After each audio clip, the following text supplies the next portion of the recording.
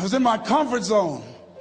I was doing just enough to get by. I was working on a job. They paid me just enough to keep me from quitting, and I worked just hard enough to keep from getting fired.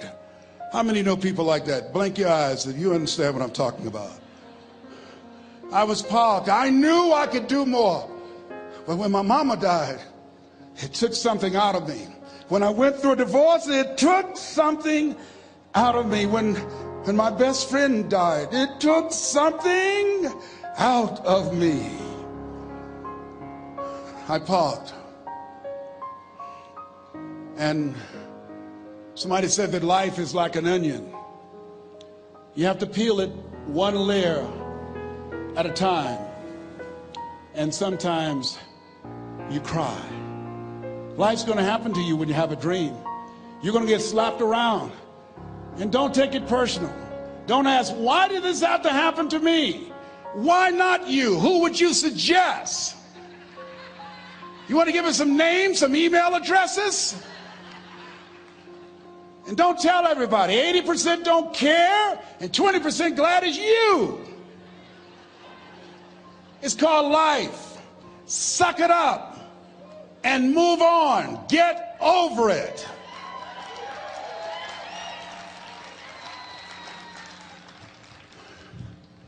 It happens to everybody.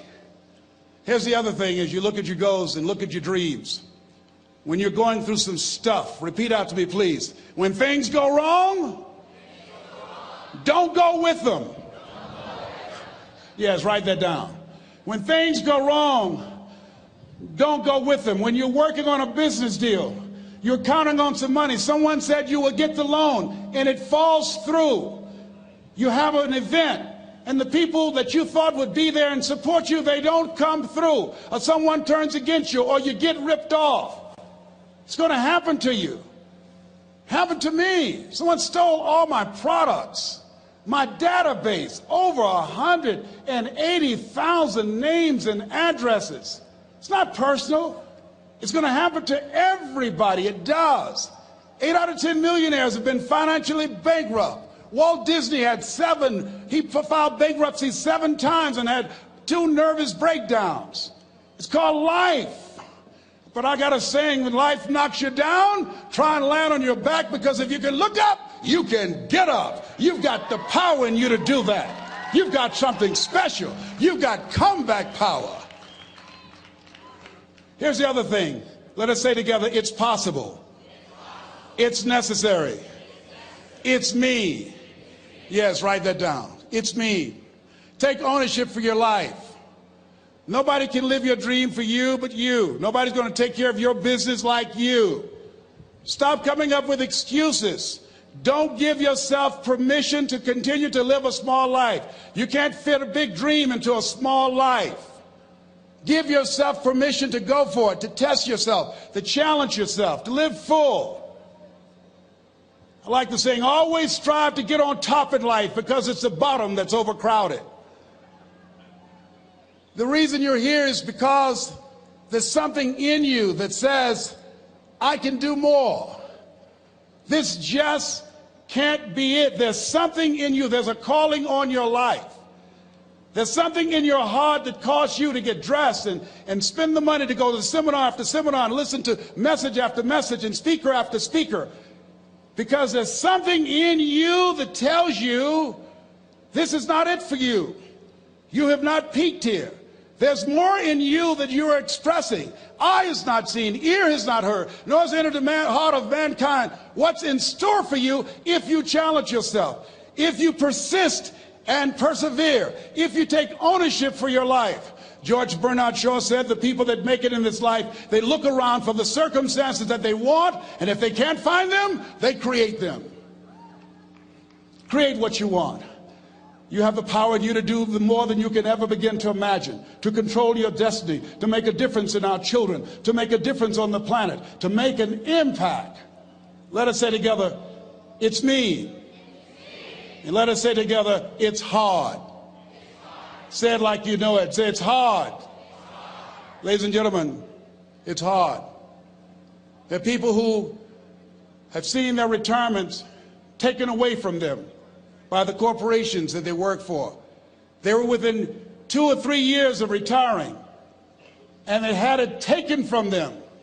The number one entrepreneurs in this country now are senior citizens. The number one employer, number two, McDonald's and Walmart. And there's nothing wrong with those jobs. I guarantee you those people did not have a plan to end up living their lives at the end of life with those types of jobs.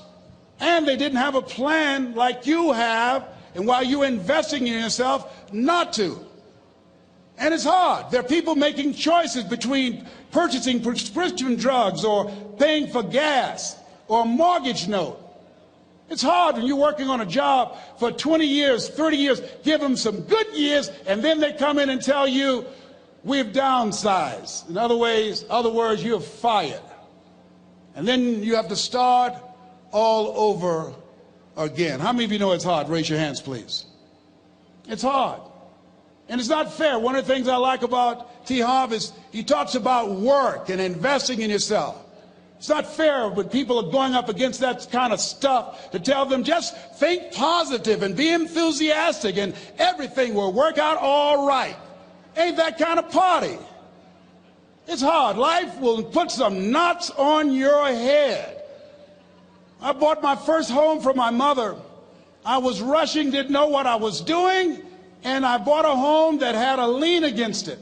And they called me, Mr. Brown, yes, there's a lien against your property. We need $55,000 if you're going to stay there. Wait a minute, sir. I just bought this home. The guy told me there were no liens against it. I'm not the one that owe you the money. You should have checked that out, Mr. Brown. Come on. I called my attorney. We followed up. Yes, Les, there's a lien against the property. But he told me there were no liens. He lied, obviously. Oh, my God. He told me he wanted to help me because he admired the fact that I was buying this home for my mother and that he was adopted, and he identified with me. Les, he suckered you. He played you, man.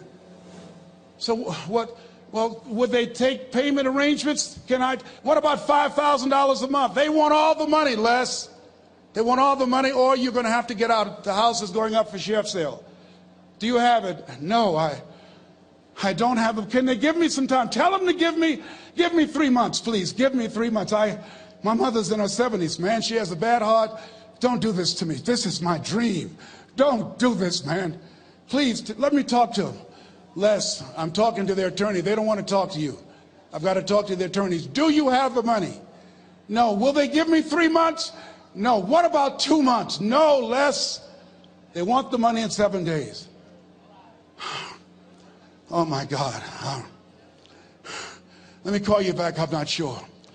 And I walked the floors thinking, God, how could this happen to me? I got to figure this out, huh? I got to figure this out. And it seemed like the days were just ticking off. Thursday, I had to call them and let them know. They called me, Les, do you have the money? No, I don't. Friday, you have to leave. The sheriff will be there. You're going to have to leave, Les. They're going to take my house. What about my down payment? You lost it, Les. You lost it. Okay. I got to go. Yes. I prayed, Lord, please, if you show me that you're real, if you're really real, you think Paul worked for you, you haven't seen anything. Don't let me lose this house and watch what I'll do for you. I was trying to cut a deal. Have you ever tried to cut a deal? It's amazing how spiritual you get when you get in trouble. You know what I mean? When I was diagnosed with prostate cancer, I was going to bed with the Bible and the Holy Quran and Science of Mind and Joel Goldsmith, everything I could find. I was praying to Jesus, Yahweh, Melchizedek, everybody. I was calling on everybody. It's amazing. And here I was walking the floor, 3 o'clock in the morning, and I had to go and wake my mother up. I got on my knees and I said, Mama, I said, I need you to wake up. She said, what's wrong, Wesley? I can hear you walking back and forth. I'm not asleep, son. I said, there's something I need to tell you. She said, your eyes are red. Why are your eyes red? Because I feel so stupid now. Why? we got to move tomorrow. Why, Leslie? There's a lien against the property, and they want $55,000, and I don't have it. And we're going to be set out tomorrow. We have to go back to Liberty City. So she said, it's okay. I don't like this house anyhow. I said, why? She said, because of my arthritic knees, it hurts my knees when I go up the steps.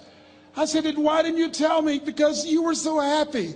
I just said it because you were happy. I'll live in a shack with you, boy. I love you. It's not the house. I love you. I love all my children. I said, thank you, Mama. Thank you.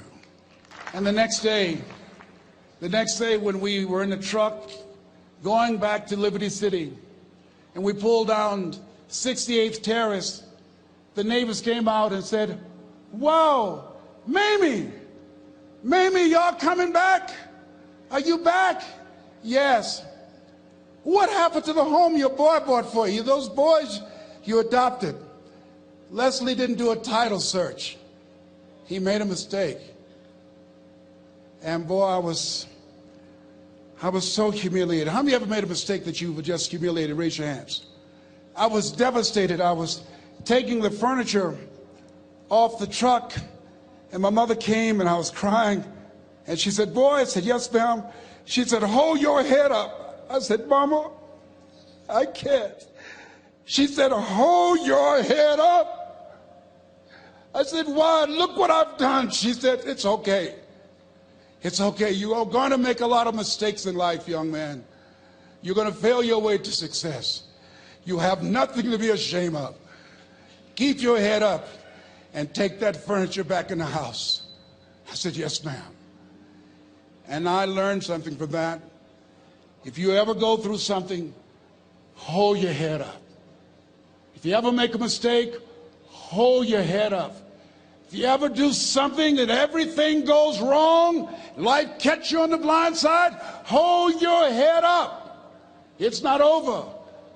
Goethe said, that which does not kill you will make you stronger. Hold your head up. Shake someone's hand on your right and left and say, hold your head up.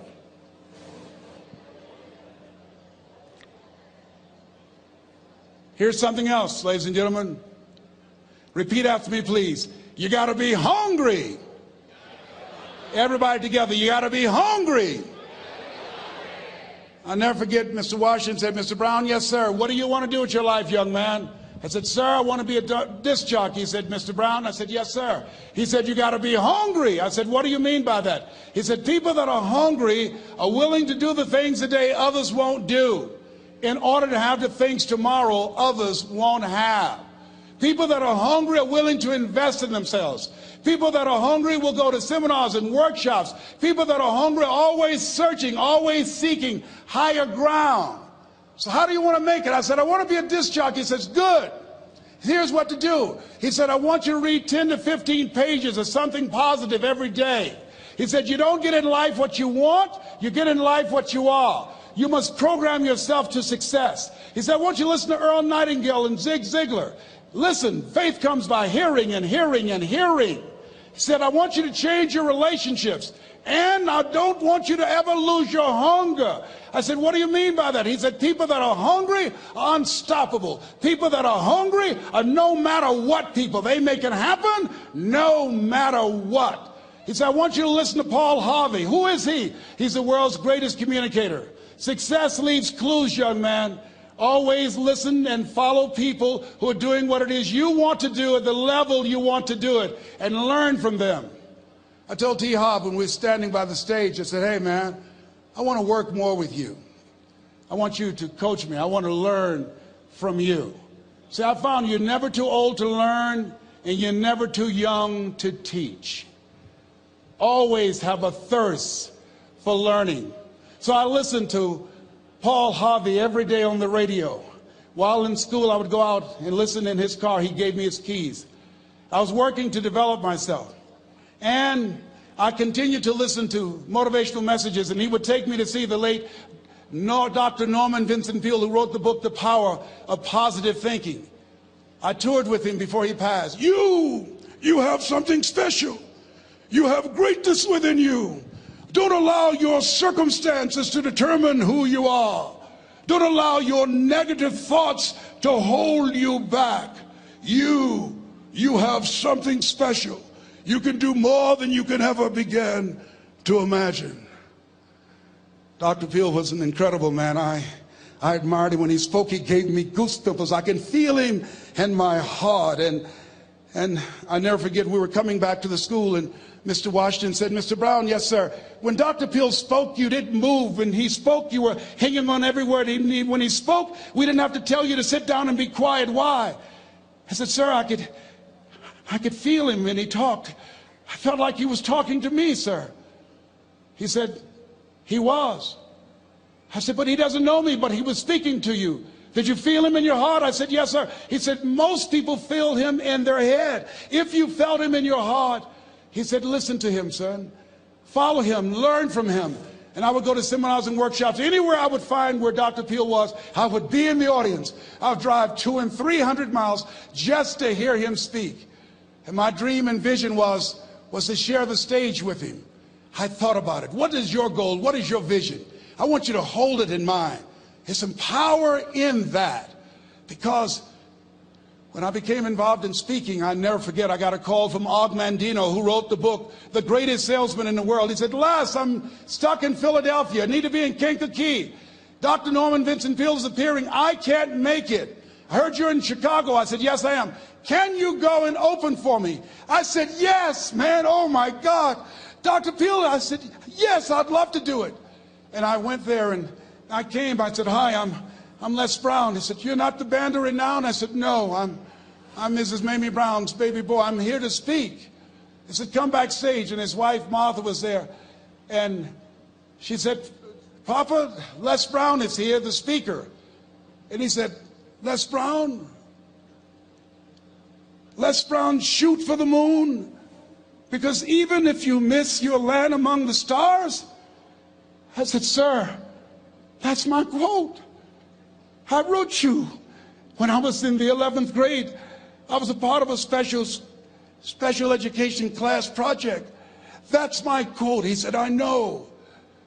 I end all my speeches with that quote. And Dr. Peel had a great sense of humor. A young man was backstage, and I had so many questions to ask him, and my mind froze up, and the young guy said, Dr. Peel, how old are you? And he was up in age. He said, Sonny, I'm 92. The young man looked at him and said, I don't know if I want to live to get 92. He said, that's because you've never been 91. So I did the things that Mr. Washington suggested. I listened to motivational tapes on a regular basis. I would go to seminars and workshops whenever Zig Ziglar and Dr. Dennis Waitley and Jim Rohn would come to town. And I said, sir, what do you want me to do now? He said, Mr. Brown, I've given you everything that I can give you. He said, develop your mind, put your money where your mouth is, continue to learn how to be an effective communicator, because once you open your mouth, you tell the world who you are. And always surround yourself with OQP, only quality people. So I went to apply for a job on Miami Beach. WMBM radio station. Milton Butterball Smith was the program director. Hello, Mr. Butterball. How are you, sir? My name is Les Brown, sir. I'd like to be a disc jockey. He said, young man, you have any journalism in your background? I said, oh, no, sir, I don't. You have any experience in broadcasting? I said, no, sir, but I practice all the time, sir. Let me audition for you, sir. Let me show you how good I am. All I need is a shot, sir. He says, no, we don't have any job for you. How many ever been rejected? Raise your hands, please. I was devastated. I went back and I told Mr. Washington, I said, Mr. Washington, they said no. He said, don't take it personally. Most people are so negative, they have to say no 7 times before they say yes. He said, you got to be hungry. Know your vitamin. Go back again. I said, yes, sir. Hello, Mr. Butterball. How are you, sir? My name is Les Brown, sir. I like to be a disc jockey. Young man, weren't you here yesterday? Yes, sir, I was. Didn't I tell you no yesterday? Yes, sir, you did. Then why are you back today? Well, sir, I didn't know whether or not somebody was laid off or somebody was fired, sir. Nobody was laid off or fired. Now, get on out of here. I came back the next day. Hello, Mr. Butterball. How are you, sir? My name is Les Brown, sir. I like to be a disc jockey. I know what your name is. Weren't you here the last 2 days? Yes, sir, I was. Didn't I tell you no the last 2 days? Yes, sir, you did. Why are you back? Oh, sir, I didn't know whether or not someone got sick or someone died, sir. No one got sick or died. No one was laid off a fire. Now don't you come back here again. I came back the next day talking loud, looking happy like I was seeing him for the first time. I said, hello, Mr. Butterball, how are you? He looked at me with rage. He says, go get me some coffee. I said, yes, sir. My favorite book says, the greatest among you will be your servant. How many of you are serious about your goals and dreams? Raise your hands. Very good. Write this down. Provide more service than you get paid for. Provide more service than you get paid for. I go to a lot of seminars and workshops. And one of the things I know about T. Harv Eckert, when I was sitting in the class with Robert Ruppel and all of the other presenters, they hold themselves to high standards and they provide more information than anybody else in the industry, bar none. They hold nothing back because their commitment is for your success. And when you hold yourself to high standards, write this down, impact drives income. That's why you're here. Because the training, the seminars, been making a difference in your life. If they did not have impact, 200 or 300 people would be here, if that amount. Impact drives income. So I became the errand boy for the disc jockeys. I would go get their lunch and their dinner, and I would bring it to them in the control room, and I'd watch them working the control boards, knowing my time will come. Write this down. I expect to reach my goal. Yes, you want to operate with a spirit of expectation. I expect to reach my goal. So I started preparing for the next position. Never forget one quote that I heard. As you look at your life, you look at your goals and dreams. It's better to be prepared for an opportunity and not have one than to have an opportunity and not be prepared. If you expect to reach your goal, prepare yourself now. And so then pretty soon, the guys at the station, they begin to take a liking to me. Write this down. Build relationships. As you're aware, people deal with people that they know, like, and trust. And so they would say, Leslie, yes, sir. Come here, yes. Come outside. Who did this? Oh, your car? Yes. Who cleaned my car? I did, sir. I would wax their cars on the weekend, inside and out. How much do you charge? Oh, nothing, sir. I just wanted to help out. I was providing more service than I got paid for. I was building relationships. They said, whoa, look here. Donna Ross and the Supremes are coming to town. The Four Tops and the Temptations. Here are my car keys. Pick them up for me. Take them to the Fontainebleau Hotel on Miami Beach. I said, yes, sir. I would drive them all over Miami Beach in their big, long Cadillacs. I didn't have any driver's license, but I was driving like I had some. Then one day, it was a Saturday afternoon, a disc jockey by the name of Rockin' Roger was drinking while he was on the air. It was a Saturday afternoon, and I was the only one there. Rockin' Roger got so drunk, he could not complete the show. He started slurring his words. He's about to fall off the chair. And there I was, looking at him through the control room window, walking back and forth, young, ready, and hungry. I was saying, drink, Rock, drink. Drink, Rock. I'd have gone and get him some more if he'd asked me to. Then pretty soon the phone rang. It was the general manager, and I answered the phone. I said, hello? He said, young boy, this is Mr. Klein. I said, I know. He said, Rock can't finish his program. I said, I know. He said, would you call one of the other DJs in? I said, yes, sir. I said to myself, he must think I'm crazy. I called my mom and my girlfriend, Cassandra. I said, y'all come out on the front porch and turn up the radio. I'm about to come on the air.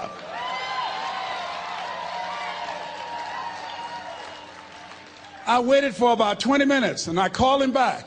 I said, Mr. Klein, I can't find nobody.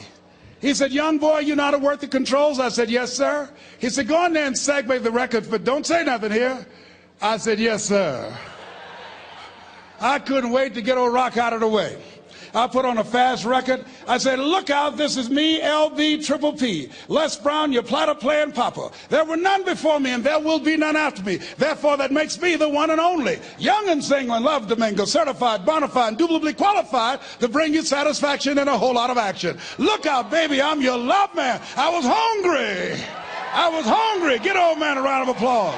I was hungry. I was hungry. You got to be hungry. Shake someone's hand on your right and left all around you and say, you got to be hungry. You got to be hungry. To get those dreams out of your head and step into your greatness, you got to be hungry.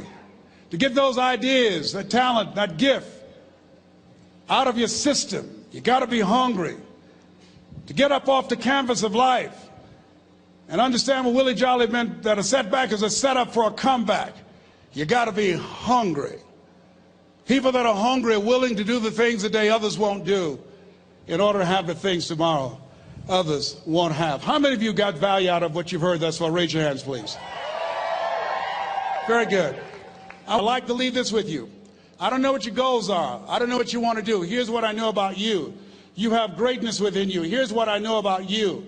I can help you to live full and to die empty. I can show you what I've learned. If anybody told me that I would be doing what I'm doing now, I leave here today, I go to New Orleans and speak there, then I'll be flown to Barcelona.